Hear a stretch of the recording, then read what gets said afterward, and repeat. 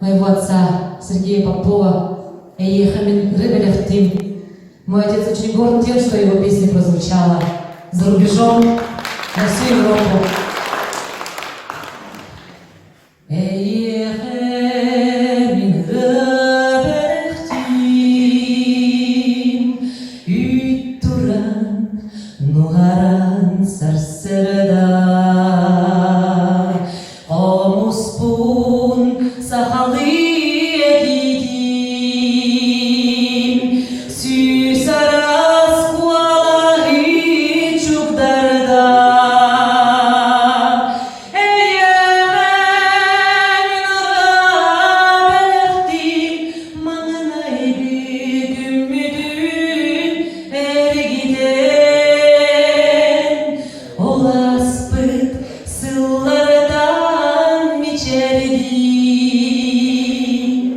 Gün vurur ılığın